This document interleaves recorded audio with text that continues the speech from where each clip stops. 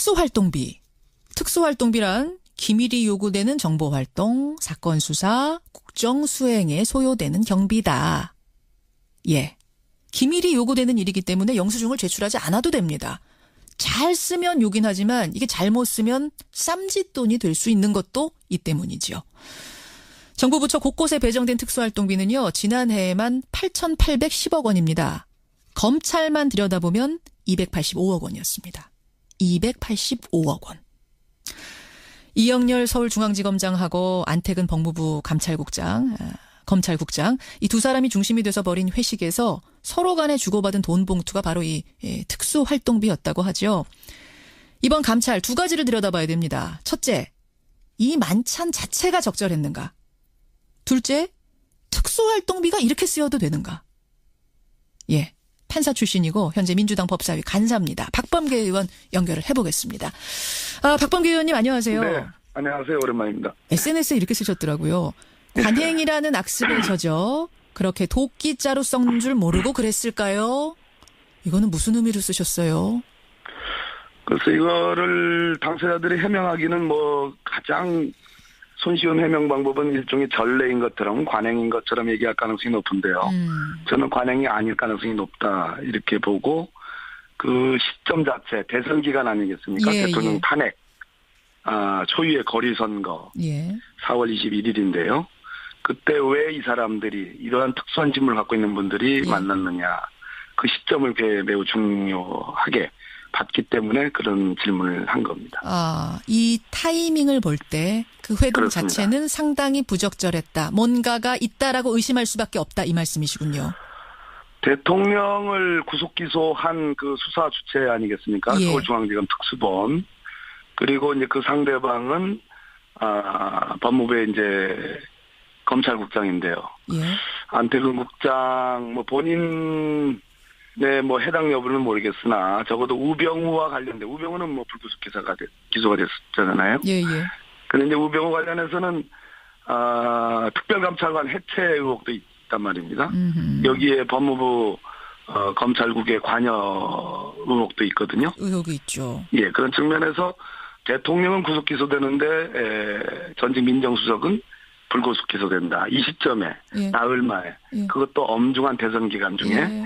이분들이 만났다. 이 점은 대단히 우려스러운 대목이다 이렇게 보여집니다. 왜 만났을까요? 그럼? 그렇기 때문에 지금 감찰을 대통령께서 특별히 지시한 것이고 감찰이 이루어진 거니까 바로 그 점에 핵심적인 포인트를 잡아서 그렇죠. 감찰이 이루어져야 된다고 예. 생각합니다. 우병우 수석하고 1000차례 이상 통화했다는 그 사람과 우병우를 수사했던 그 팀이 왜 만나서 그런 회동을 했느냐. 이 자체가 이제 감찰의 큰 한 줄기고 문제의 한 줄기고 예, 저는 그렇게 봅니다. 또 한 줄기는 그렇다면 그 만남에서 주고받은 그 돈 봉투는 적절했는가. 그러니까 그 만남 자체 타이밍 자체가 괜찮다 치더라도 네, 거기서 주고받은 그 경력금이란 자체는 괜찮았는가. 이게 이제 또 다른 한 줄기예요. 네네. 박범계 의원님. 이게 이제 고생했다고 서로 줬다는 경력금이란 겁니다. 일반 네네. 기업에서도요. 상사가 성과 좋은 직원들한테는 경력금 줘요. 이거 괜찮거든요. 그것과는 다르다고 보세요? 대단히 다르죠. 일반적으로 그 소위 전별금회라는 형태로 예. 인사 이동이 있게 되면 석별회장을 나누는 그러한 소액의 돈이 이제 상급자들에 의해서 주어지고 또는 동료에 의해서 주어지는 경우가 가끔 있었습니다. 또 법무검찰에서는 그러한 형태의 어떤 큰 수사를 마친 뒤에 경력금이 있었다고도 들었습니다. 예. 그런데 지금은 아시다시피 법무부 장관이 오랫동안 공석이고요. 예. 또 이 당시에 만찬의 주최자 중에 한 사람이 법무부 차관이 아니고 예. 장관직을 대행을 하는 법무부 차관이 아니고 아까 말씀드린 특별감찰관 해체 의혹과 관련된 의혹의 진원지이기도 한 그러한 검찰국장이 또 만찬의 주체였고요. 그렇죠.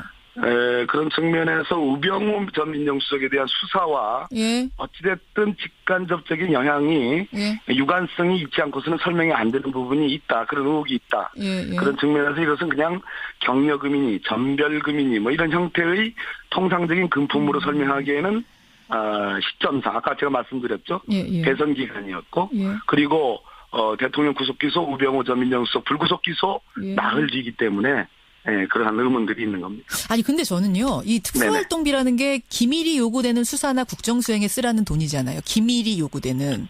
한마디로 정보비, 수사비의 명목으로 쓰여지는 겁니다. 그렇죠. 근데 네. 이게 지금 뭐 이 모임에서 꼭 이 사람과 이 사람이 만난 모임에서가 아니더라도 이런 식으로 경력금을 특수활동비에서 꺼내주는 것 자체는 괜찮다고 보세요? 괜찮을 수가 없죠. 왜 그런 거 아니? 특수활동비는 검찰청은 이제 법무부의 외청이기 때문에 검찰청 단독이 예산 계획을 수립해가지고 예산을 따내가는 그런 형태를 띠질 못하고 법무부의 지휘 감독 부서인 검찰청의 지휘 감독 부서인 법무부가 예산 계획을 세워가지고 결국은 최종적으로 국회의 예산 통과에 의해서 받아가는 것이 이제 특수활동비거든요. 그래서 이제 법무부가 받아가지고 소위 이제 일선 검찰청에 내려주는 건데. 그렇죠. 지금 우리 법제상 법무부와 검찰청은 완전히 다른 조직입니다. 검사들이 법무부를 장악해 있어서 문제지 완전히 다른 조직이고 아까 말씀드렸듯이 지휘 감독 부서인 곳에서 무슨 경력금의 형태라든지 더군다나 그것을 특수활동비 즉 수사비나 정보비의 명목으로 써야 되는 특수활동비로 지급을 했다라는 것은 그는 가당치가 않은 얘기입니다. 그렇죠. 그러니까 이 특수활동비라는 건 사적으로 써서는 절대 안 되는 돈인 거잖아요. 물론입니다. 어떤 돈인들 공금인데 사적으로 써서는 안 되는 거예요. 근데 이 특수활동비라는 게 사실은 지금까지는 뭐 생활비로 쓴 사람도 있었고 또 유학비로 쓴 사람도 있었고 그래서 문제가 됐던 적이 있지 않습니까? 네, 맞습니다. 그렇죠. 그럴 때 큰 문제가 됐던 건데 그럼 이번엔 또 이렇게 주장할 수도 있을 것 같아요. 아니 우리가 뭐 생활비로 쓴 것도 아닌데 내 유흥비로 쓴 것도 아니고 업무를 잘했다고 준 경력금인데 특수활동비로 좀 쓰면 어떠냐? 이건 사적이 아니다라고 주장한다면? 아직 그 돈이 어떻게 쓰여졌는지는 밝히지 않았고요. 더더군다나 저는 참 의아스럽게 생각하는 것이 법무부의 검찰과장들 소위 일선 검찰청에 대한 인사와 예산 권한을 갖고 있는 진짜 꽃보지개 중에 꽃보지기거든요. 그 검찰과장들이 받은 지 다음 날 돌려줬다. 이 말을 믿을 수 있느냐도 포인트이긴 하지만 이 돈을 돌려줬다라면은 문제가 있는 돈이라는 걸 알고서 돌려줬다는 얘기인데 그러면 이거야말로 심각한 일 아닌가. 그런 측면에서 이것이 무슨 개인적으로 무슨 유학비에 썼다든지 유흥비에 썼다든지 그런 차원의 문제가 아니고 아까 그 시점과 이분들의 신분 그리고 돈의 액수 다 100만 원, 70만 원에서 100만 원까지 또 한쪽은 100만 원 다 이것은 김영란법상에 100만 원이라는 부정한 청탁 뭐 직무 관련성 이런 거와 관계없이 무조건 알겠습니다.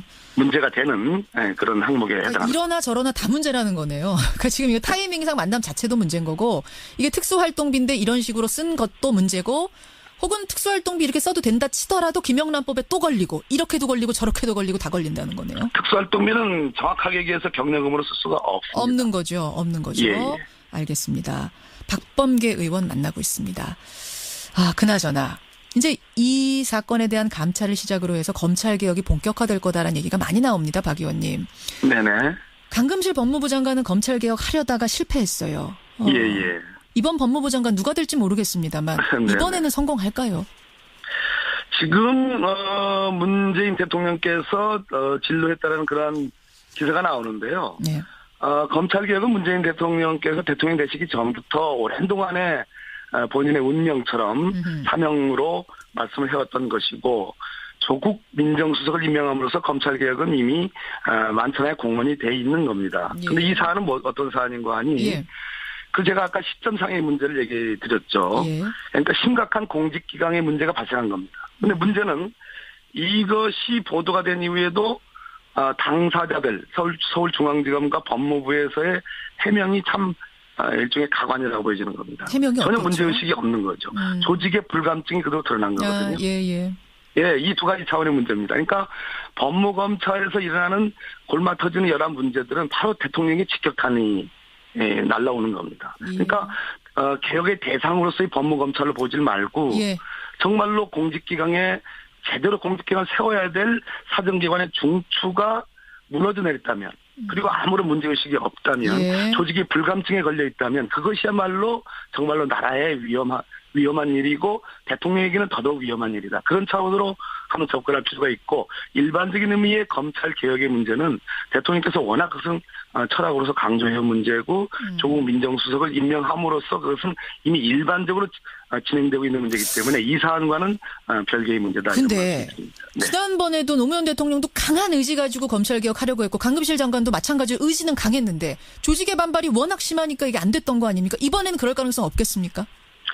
이 사안의 핵심적인 특징은 일반 검사들 대부분의 검사들과 소위 벌어지는 이 조직 문화. 예. 지금 최고 수뇌부, 최고 엘리트 검사들 사이에서 서로 조직 체계가 다른 법무부와 서울중앙지검 사이에서 주고받는 이러한 문화가 과연 일반 검사들, 대부분의 검사들에게 있느냐의 문제거든요. 있지 않습니다.